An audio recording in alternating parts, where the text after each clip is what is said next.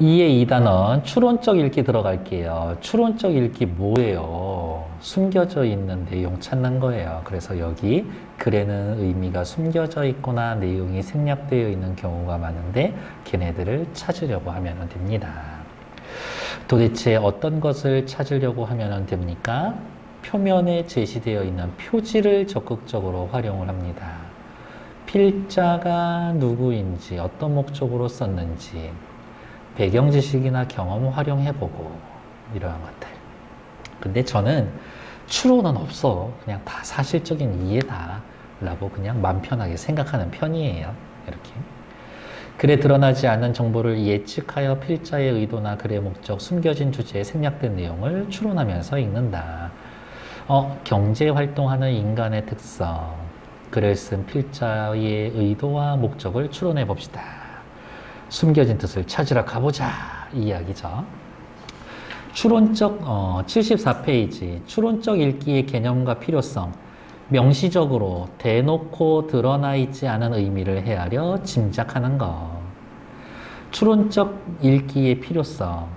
필자의 의도를 쓸 때 필자 왜 대놓고 다 설명 안 해놓고 숨겨놨을까? 너무 당연하니까.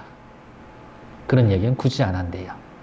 그리고 일부러 감춰서 어떤 표현 효과 생각하게 하려고 추론을 할 필요성은 생략된 내용이나 숨겨진 내용을 추론하며 읽는 능력을 갖춰야 한다.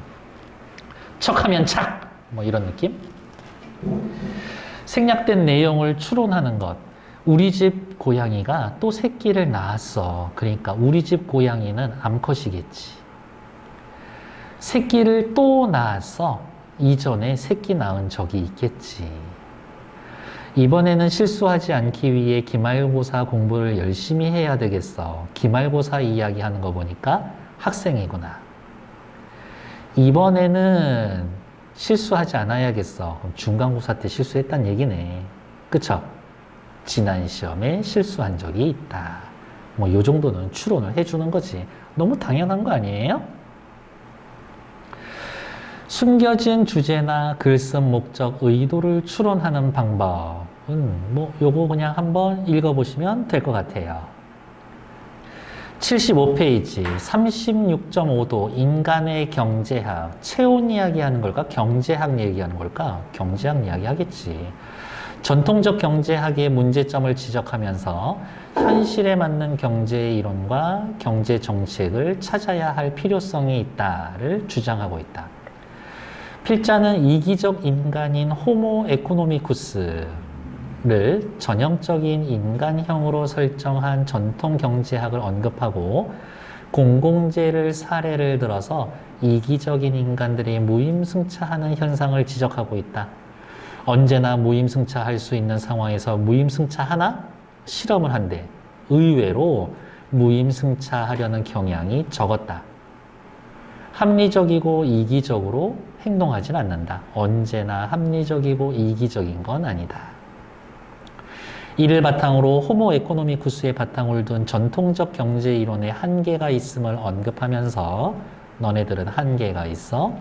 경제 이론과 새로운 경제 정책을 새로 검토해야 한다. 라고 주장하는 논설문.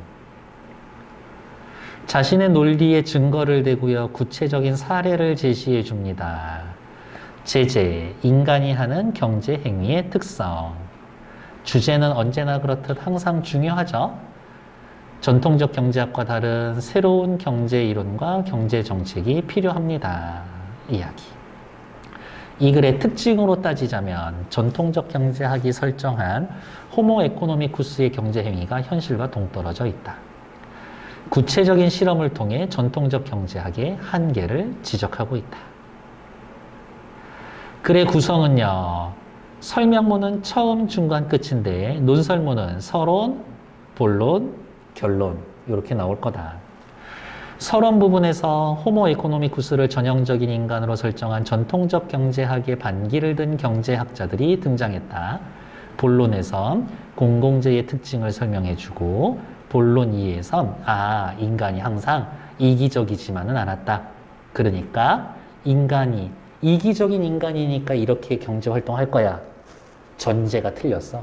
새로운 정책을 만들어 보아요. 이야기.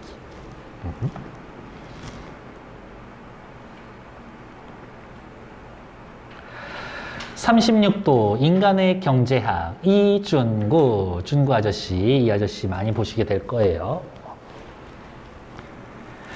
지금까지 우리가 배우고 있는 전통적 경제학에서는 이미 알고 있잖아요. 우리 전통적 경제학 비판할 거라는 거. 호모 에코노미쿠스를 설정합니다. 호모 에코노미쿠스. 호모 에코노미쿠스는 사랑이나 미움, 기쁨이나 슬픔 같은 인간의 채취가 완전히 제거된 존재. 오, 기계 같아. 그가 지니고 있는 유일한 관심은 물질적인 것, 오로지 물질적 동기에 의해 움직인다.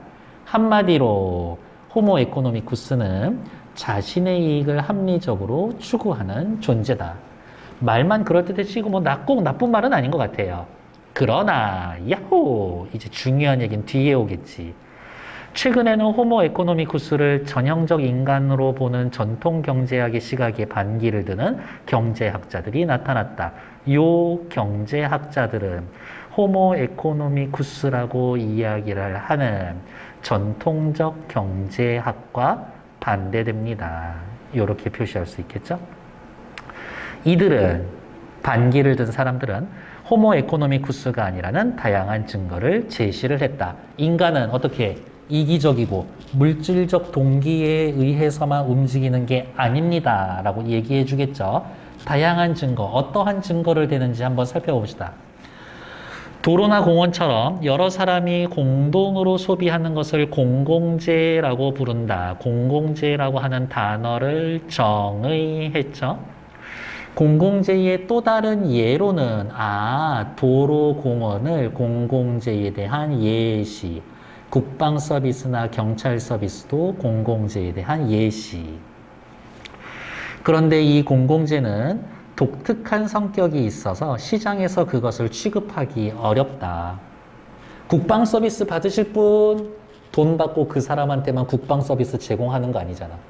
경찰 서비스 받으실 분 모아서 그 사람들 집에 도둑 들 때만 경찰이 출동하는 건 아니잖아. 예컨대 국방 서비스를 생산 공급하는 기업이 있다고 합시다. 한 사람당 500만 원 내면 철통방위를 약속한다고 신문 광고를 낸다. 과연 돈을 낼까? 안 내지. 국방 서비스를 산 사람만 골라서 외적으로부터 지켜줄 수 없다는 점을 알기에 굳이 자신이 그 비용을 지불하려 하지 않는다. 이처럼 개인이나 기업이 비용을 들여 공공재를 생산할 때 아무 비용을 들이지 않은 사람도 함께 그 혜택을 누릴 수 있다. 대부분의 공공재는 정부가 생산, 공급하는 것이 바로 이것 때문이다. 대부분의 공공재를 정부가 생산하는 이유는 돈 내지 않은 사람도 혜택을 누릴 수 있기 때문에 인과. 이기적인 사람은 어떤 공공재가 필요하다고 생각하면서도 필요하지 않다고 말한다. 왜? 돈 내기 싫어서. 그렇게 함으로써 공공재에 드는 부담에서 벗어날 수 있기 때문이다. 그런 다음 다른 사람이 비용을 들여 공공재를 생산하면 여기에 편승해서 혜택을 누린다. 무임승차. 공공재가 가진 성격으로 인해 그렇게 해도 된다는 걸 알기 때문이다. 돈 내지 않고 남의 차에 올라타는 사람처럼 공공재에도 무임승차를 하는 발생 가능성이 크다. 공공재의 문제점, 무임승차.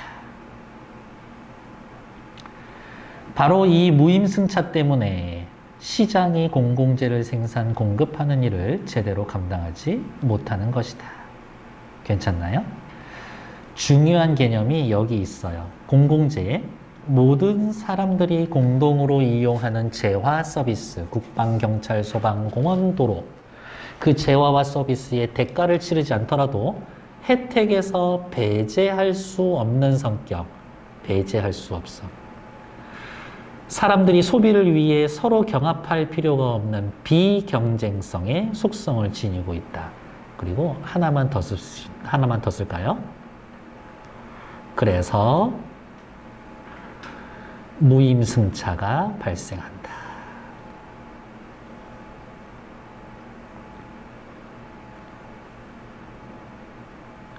국방비 내고 싶어요? 안 내도 돼. 왜? 옆에 사람이 하니까. 군인이.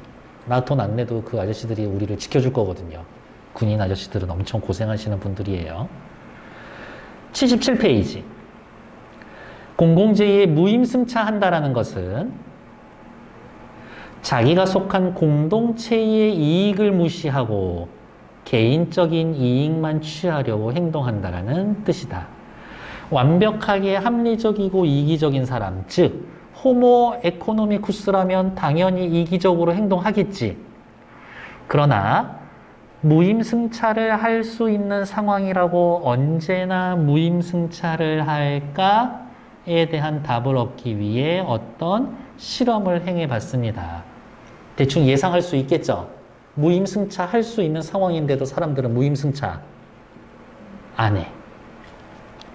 호모 에코노미쿠스, 전통 경제학에서의 인간학이다. 인간의 채취가 완전히 제거됐고 물질적 측면에만 관심이 있다. 물질적 동기에만 움직인다. 자신의 이익을 합리적으로 추구한다. 공공재에 의해 공공재, 어떤 사람이 공동으로 소비하는 물건들, 사례는 이렇게 있고, 정부가 공공재를 생산하는 이유는 뭐예요? 지불하지 않는 사람들도 혜택을 누리려 하기 때문에 이익을 목적으로 한 기업에 맡겨놓을 수 없는 거지. 이기적인 인간은 공공재에 대해서 어떻게 생각할까? 무임승차하려고 하겠지. 왜? 공동체의 이익을 무시하고 개인의 이익만 취하려니까. 필자가 다음 상황을 가정한 이유는 그냥 한 번 정도만 읽어보시면 될 것 같아요. 다음 78페이지. 실험을 할 거예요. 일정한 사람들을 하나의 집단으로 만든다. 그런 다음 그 집단의 사람들에게 표를 분배해 10명으로 하나의 집단을 만든 다음 각 사람에게 50장씩 표를 줘. 이 표를 어떻게 쓰는지 실험을 해보는 겁니다. 실험의 내용. 각 사람은 자신에게 배정된 50장의 표를 개인이라고 쓰여있는 흰색 상자와 공공이라고 쓰여있는 푸른 상자에 넣게 된다. 표 한 장을 흰색에 넣으면 실험이 끝난 다음 1,000원 받고, 푸른색에 넣으면 500원에 받아. 그러면 기본적으로 어떻게 해야 돼? 호모 에코노미쿠스라면 50장을 전부 다 흰색 상자에 넣겠지. 만약 내가 가진 50표 전부 흰색에 넣으면 5만 원. 다른 사람이, 그런데 그것 때문에 나로 인해 다른 사람이 얻을 수 있는 금액은 0원. 오로지 이기적인 거죠. 하지만 50장을 푸른색 상자에 넣으면 25,000원. 하지만 구성원들도, 다른 구성원도 나 때문에 모두 25,000원씩의 돈을 얻게 된다. 다른 사람이 모두 푸른색 상자에 한 장씩 넣을 때마다 나에게 500원이 생긴다는 건 두말할 나위가 없다. 그쵸? 흰색 상자와 푸른색 상자에 넣는 것은 각각 어떠한 의미를 지니는 걸까? 어쩌고 물어보고 대답하고. 그래서 이 부분에서는 글의 전개 방식이 문답. 흰색 상자에 표를 넣는 것은 자신만 1,000원에 얻을 듯한 이기적인 거. 흰색 상자, 이기적 행위. 반면에 푸른색 상자에 넣는다라는 건 모두가 함께 이익을 얻자라는 이타적인 행위. 이러한 행위에서 본다면 푸른색 상자에 표를 넣는 행위는 공공재를 생산하는 데 드는 비용을 부담하는 것이다. 푸른색 상자에 돈을 넣는 것이다. 공공재를 만드는 데에 비용을 부담하는 것이다. 공공재 생산에 드는 비용을 내가 부담하면 혜택을 골고루 나누어 가질 수 있으니까, 혜택을 골고루 나누어 가질 수가 있으니까, 비용을 부담하면 혜택을 골고루 나눌 수 있다. 당신이라면 어떻게 할 거예요? 싫어. 난 흰색에 다 넣을 거야. 농담이에요. 난 50장 전부 다 파란색에 넣을 거야. 문제는 사람들이 자기가 가진 표를 각 상자에 얼마만큼씩 나눠 놓을 것인가. 공공재에 대한 태도를 알 수가 있다. 얼마만큼씩 나눠 넣는가? 공공재에 대한 태도를 알 수가 있다. 이기적인 사람은 50장을 흰색 상자에 넣겠지. 일단 5만 원 넣고 남들이 푸른색 상자에 표를 놓으면 거기에서 또 돈 받을 수 있으니까. 남들이 푸른색 상자에 표를 넣는 건 환영하지만 내가 넣을 필요는 없다고 생각한다. 야호! 이기적이다. 만약 모든 사람이 전부 다 흰색 상자에 넣는다면 1인당 5만 원으로 끝. 전체가 얻는 돈은 50만 원. 하지만 모든 사람이 전부 다 푸른색 상자에 넣으면 25만 원, 집단 전체는 250만 원. 그러니까 전부 푸른색 상자에 넣으면 이익이 훨씬 크다. 이 이야기예요. 서로 자발적으로 부담해서 이득이 5배로 늘어나는 것이다. 전부 파란색 상자에 넣으면 전체적인 이익은 증가하게 된다. 괜찮나요? 네. 거봐, 나처럼 파란색 상자에 다 넣어야 된다니까. 집단 전체의 관점에서 볼 때 가장 바람직한 결과는 전부 다 파란색 상자에 넣는 거지. 개인적에서는 별로 바람직하지 않아. 왜? 푸른색 상자에 넣은 한 표가 나에게는 500원이지만 흰색 상자는 2배인 1000원이니까. 그래서 개인적인 관점에선 흰색 상자에 넣으면 바람직하게 된다. 호모 에코노미쿠스는 이렇게 생각할 거예요. 실험 과정의 이해는 읽어보시면 되고 실험에서의 2가지 행위와 의도도 쉬우니까 어렵지 않고 3번 흰색 상자와 푸른색 상자에 넣었을 때 집단 전체의 이용은 푸른색 상자에 모두 넣었을 경우 공공재 생산 비용 개인적인 이익보다 전체의 이익은 커지는 거다. 괜찮나요? 80페이지. 이기적인 사람이 이 상황에서 어떠한 행동을 할 건지는 의문의 여지가 없다. 에헴. 이기적인 사람은 어떻게 할 거야? 전부 흰색 상자에 넣고 다른 사람이 파란색에 넣기를 기대하겠지. 다른 사람이 비용을 부담해 공공재를 생산하면 야호! 무임승차하려는 태도. 이 실험의 목적은 사람들이 현실에서 무임승차를 하려는 경향을 어느 정도라고 보고 있는지, 사람들이 현실 상황에서 무임승차를 하려는 경향을 어느 정도로 보이는지가 알고 싶어요. 실험의 목적. 저 정도는 대놓고 찾아서 물어볼 수 있어요. 이 실험의 목적은. 그런데 실험의 결과는 무임승차를 하려는 경향이 의외로 약한 것이다. 조건을 달리해보며 여러 번 실험을 해봤지만 여러 번 실험한 이유는 뭐야? 신뢰성을 높이기 위해서. 사람들이 가진 표를 전부 흰색에 넣는 경우는 거의 눈에 띄지 않았다. 평균적으로 40에서 60%를 푸른 상자에 넣었다. 무슨 이야기를 하고 싶은 거다? 실험의 결과. 승차를 할 수 있는 상황임을 알면서도 가진 표의 거의 반을 공공재 생산에 자발적으로 기여한 거다. 인간은 어떻게 결코 이기적인 것만은 아니다.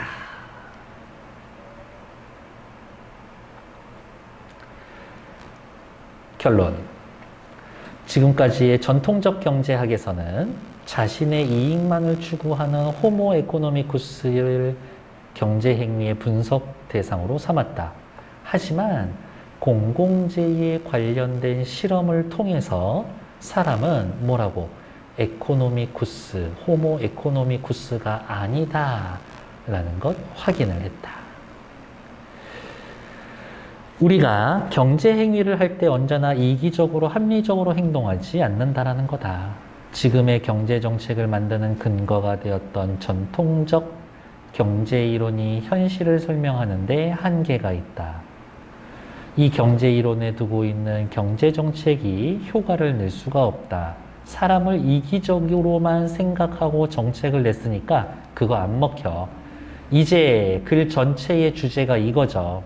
이제는 경제 이론과 경제 정책을 새로운 시각에서 다시 검토해 보아야 할 필요가 있지 않을까? 라고 물어보지만 다시 검토해라 라고 하는 주장을 드러내고 있는 글이죠. 이렇게. 됐나요?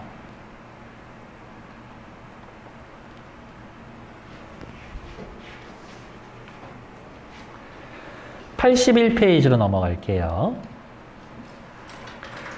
실험의 목적, 무엇을 알아보기 위해서 이 정도는 대놓고 물어볼 수 있다라고 그랬죠. 사람이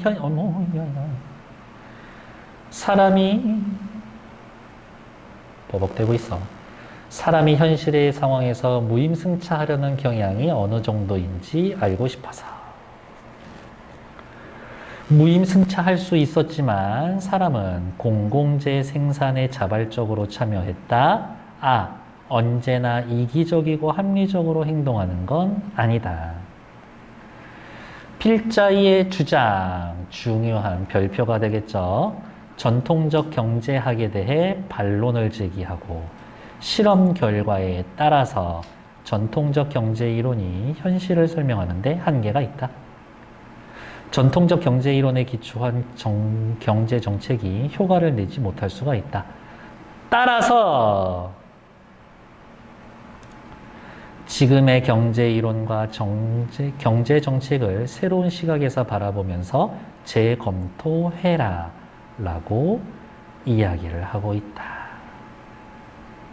보시면 되겠네요. 괜찮아요? 네. 82페이지 볼게요.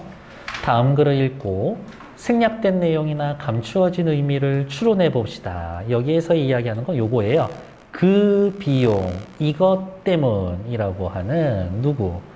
지시어에 해당되는 숨겨진 내용을 찾으세요예요. 그리고 과연이라는 말은 글에 있어서 앞으로 나올 내용을 소개해 줄게 표지라고 이야기를 하는 거고, 과연이라는 말을 쓴 이유는 바로 뒤에 오는 말을 강조하기 위해서 이렇다. 과연이라는 말을 통해선 바로 뒤에 오는 말을 강조해 준다. 뒤에 나와 있는 내용들은 어렵지 않기 때문에 걔네들은 확인해 주시면 될 것 같고요. 3번, 아래 두 학생의 생각을 고려하여 다음 문장이 생략된 말. 공공재의 또 다른 예로는 국방 서비스나 경찰 서비스를 들 수 있다. 그런데 이 공공재는 독특한 성격이 있어서 시장에서는 그것을 취급하기가 어렵다. 국방 서비스나 경찰 서비스는 왜 공공재일까? 시장에서 취급되는 것들의 특성은 뭘까? 라고 이야기한 것들, 각각의 내용을 살펴보면 밑에 나와 있는 거니까 얘도 확인해 놓으시면 되겠고, 이 글에서 가정의 상황을 설정한 이유는 기업이 국방 서비스를 생산하여 판매하는 상황을 가정했는데 기업은 하지 않을 거예요. 국방 서비스와 같은 공공체를 개인이나 기업이 아닌 정부가 생산 공급하는 이유를 설명하기 위해서. 83페이지 확인할게요. 실험의 결과만 봅시다.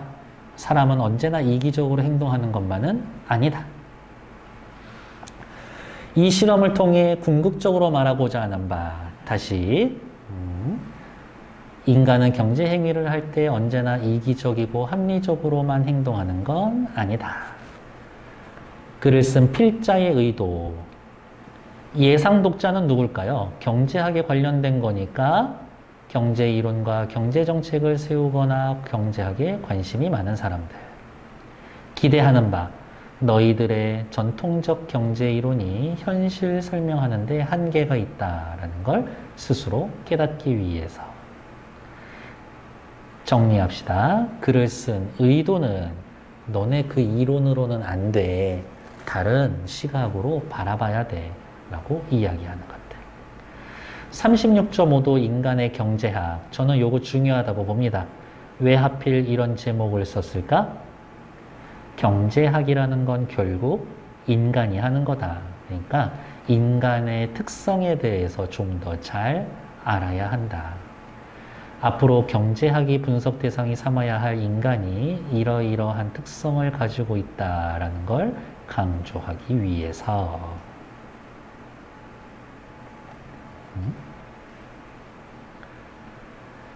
84페이지 볼게요. 동메달이 은메달보다 행복한 이유. 그건 그래요. 동메달 딴 사람은 3, 4위전에서 이기고 딴 거고, 은메달 딴 사람은 결승전 가서 지고서 딴 거니까. 마지막 경기를 동메달은 승리한 거고, 마지막 경기를 은메달은 패배를 한 거니까. 그런 이야기를 해줄 거예요. 어렵지 않아서 본문 본 다음에 옆에 정리를 나중에 볼게요. 미국 코넬 대학교 심리학과 연구팀은 하계올림픽 메달 수상자의 경기 종료 순간에 어떠한 표정을 짓는지를 분석을 했다. 연구팀은 실험 관찰자에게 분석이 가능했던 23명의 은메달 수상자, 동메달 수상자의 표정을 보고 비통에 가까운지 환희에 가까운지 10점 만점으로 평가하게 했다. 시상식에서의 감정을 평정하기 위해 은메달 수상자 20명, 동메달 수상자 15명의 시상식 장면을 분석하게 했다.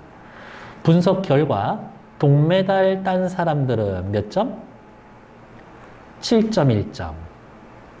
환희에 더 가까웠다. 그러나 은메달 수상자는 4.8점. 환희와 거리가 멀었다. 시상식에서도 역전되지 않았다. 동메달 수상자는 행복 점수가 5.7, 은메달 수상자는 4.3, 즉 동메달이 더 행복해요지. 인터뷰를 봤더니 동메달 수상자의 인터뷰에 더 만족감이 나타났고, 은메달 수상자의 경우 아쉽다는 표현이 압도적으로 많았다. 왜 은메달 수상자가 3위인 동메달보다 더 만족스럽게 느끼지 못할까? 선수는 자신이 거둔 객관적 성취를 가상의 성취와 비교함으로써 객관적 성취를 주관적으로 해석했기 때문이다. 말이 좀 어렵죠? 일단 밑줄은 그어볼게요. 은메달 딴 사람은 누구랑 비교해? 그렇죠. 은메달은 금메달과 비교하고, 동메달은 누구랑 비교해? 이거 지면은 못 따. 노메달하고 비교를 하니까. 은메달은 금메달보다 못하니까 불행해. 동메달은 노메달보다 나으니까 행복해. 동메달의 주관적 성취는 은메달의 행복 점수를 뛰어넘을 수밖에 없었던 겁니다. 여기 특징에서의 중요한 건 이것만 볼게요. 사례를 바탕으로 결과의 원인을 분석해내는 귀납적 구조를 지니고 있다.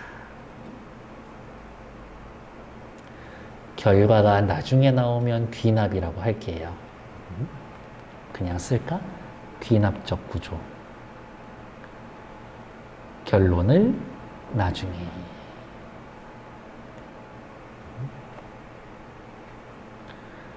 은메달 비통, 동메달 환희, 금메달 야호, 이거겠죠. 이유는 다 나와 있으니까 1번 됐고요. 2번, 이 글에 나타난 인간의 특성이 우리 경제활동에 나타난 경우 됐고, 오케이. 3번 정도는 활용할 수 있겠네요. 필자가 경제활동하는 인간의 특성을 설명하기 위해 이 글을 활용했다면 어떻게 활용을 했을까요? 라면서 36도 인간의 경제학의 필자는 위 사례를 활용하면 인간이 경제활동을 할 때 언제나 합리적 행위를 하는 것은 아니라는 점이라고 이야기할 것이다. 합리적으로 생각하면 그 은메달이 더 고마워해야지. 근데 그렇지가 않다더라. 다음, 소단원 출제 포인트 정리된 거고, 중요한 부분 시험 문제 나올 만한 거 뭐 있을까요? 라고 하면 주제는 늘 나올 만하죠. 특징, 에코노미쿠스, 현실과 멀니다. 구체적인 실험을 했어요. 실험의 의도 됐고, 과정, 결과 분석, 무임승차 할 수 있지만 무임승차 하려는 거는 의외로 약하다. 생각만큼 합리적이고 이기적이지 않다.